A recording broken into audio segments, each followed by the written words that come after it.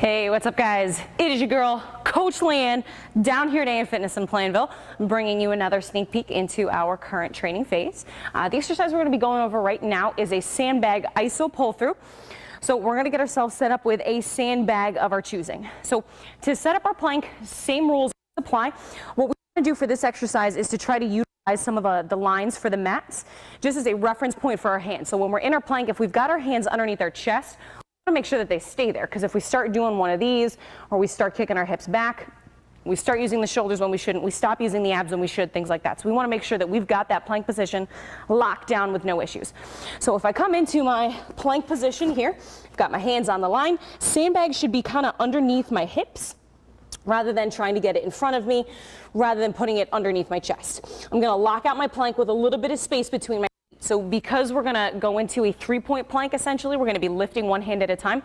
More space between your legs is going to allow you to stabilize a little bit better. What we need to make sure that we do, though, we don't want to go outside of shoulder width, because when we get that wide, we don't have the same access to our glutes and our legs that we normally would if they were a little bit tighter. So we're actually going to lose some contraction there. So again, we can wind it up as much as we'd like, shoulder width being your maximum. You can go a little bit tighter to increase the challenge, but it's really not going to be our goal on this exercise. So point being, try to stay shoulder width. From here, we want the sandbag set up so we've got one handle on either side, because these are the ones that we're going to grab.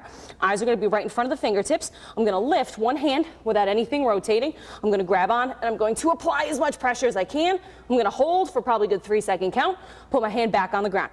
Weight shifts. Now I'm going to use the other side. I'm going to pull as hard as I can. I'm going to put my hand back down.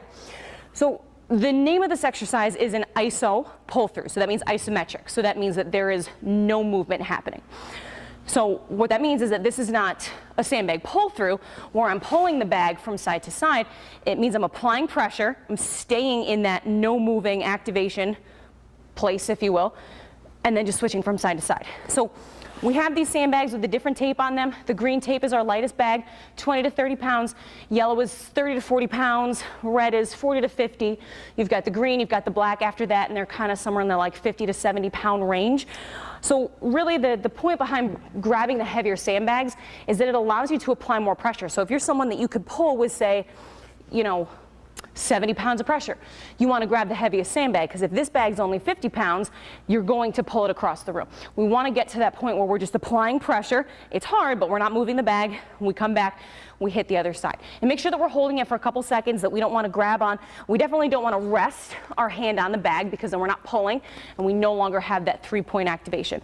So make sure that we're trying to pull it away from us, it doesn't move, we come back, we try to pull it away from us, it doesn't move, and we come back. Now, making it easier, lighter bags are going to make it a little bit easier, just because it means that we don't have to apply as much tension, we don't have to pull as hard. But we should still be pulling as hard as we possibly can. And the other thing we can do to make this a little bit easier is just drop to the knees, so that there's not as much activation happening in our arms. So if you have any questions on how to perform this exercise, let any one of your coaches know, and we will help you out, but expect to see this in your upcoming training.